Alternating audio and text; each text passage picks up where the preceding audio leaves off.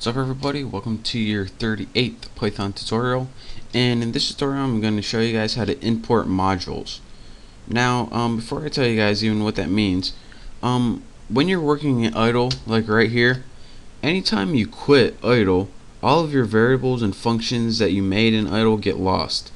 So it would also be useful, instead of just losing all your variables and functions, to save them.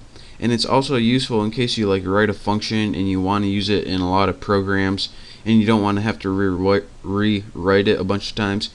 You can make something called a module, and it will save all your variables and functions for you, and you can just import it anytime you're using another program or idle such as this. So to do this, go ahead and in your idle, go ahead and put File, New Window, and this new window is going to pop up right here.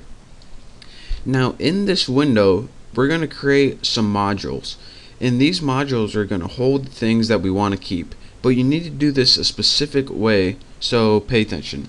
The first thing that we're going to want to do is go ahead and create a quick module called test mod. You can name yours anything you want. Just have empty parameters. This is just going to be a simple one, and let's just print out this baby worked.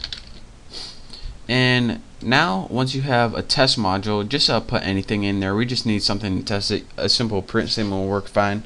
What you need to do is save it, put save as, and in your directory, which is Python 26 or whatever version you're working with, make sure you don't save it anywhere else, because when Python looks for these modules, it's only going to look in specific locations, and this is one of the locations it looks at. Go ahead and save it, and remember this name. I'm going to save mine as swine flu, because that's what's in the news today. .py, and again, this name and the py extension are both very important, but more so you have to remember the name more than anything, and I'll show you why later. So go ahead and save it as some name, then py, then press save. Now we have a module named swineflu.py. You can see the name over my cursor right here, and now we can import this module into whatever program we're working with. So go ahead and open idle right here. Let me make it so you both can see. Right there. Good enough. Actually, there we go. Now in your idle, you can now import that swine flu module, and you do it like this: import, and then you put whatever name of the module you just created, and that's why the name was important. But make sure not to put that py extension. That's just so Python can find it. So go ahead and import whatever the name of the file, and again, the file name is the py. Actually, the module name is actually the file name minus the py, so that's how you can remember it. Now go ahead and press enter, and you just imported all of your modules in your swine flu file. Now let's go ahead and see if it worked. Now once you want to call a module, you need an object to call, and the object is actually the name of whatever the file you imported.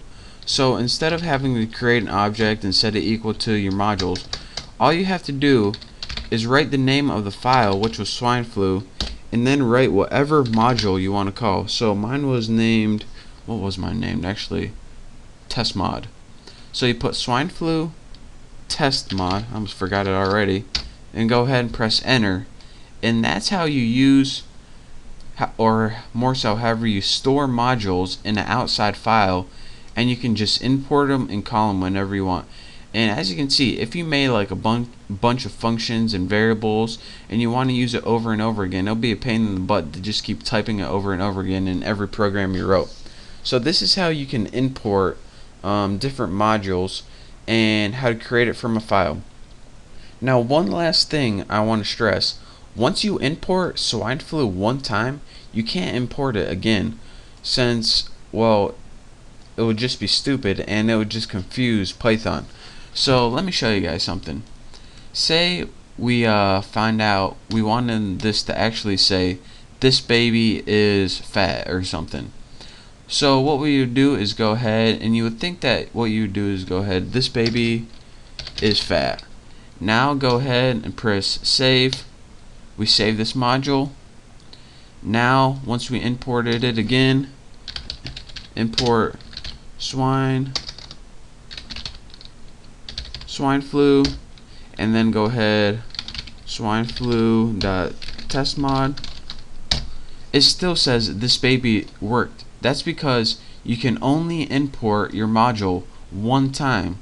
Now if you wanted this to actually show up that this baby is fat like it was before, what you would need to do is close this all together, go open up a new idle, and go ahead and push import swine flu. And then now once you imported this again, this imports the new file. Then you can do swine flu.testmod, and again it would say this baby is fat. So just to stress, you can only import a module once per program, and even though you can change your module, even if you change it and then import it again, it's not going to import again. It's just going to import once. So that's your quick tutorial on how to import modules. And again, this is useful if you write a bunch of functions and a bunch of variables that you want to save somewhere else but you want to use over and over again. So practice doing that, and make sure that you use the py extension, and make sure you save it where it tells you to save it, or else it's not going to be able to find it.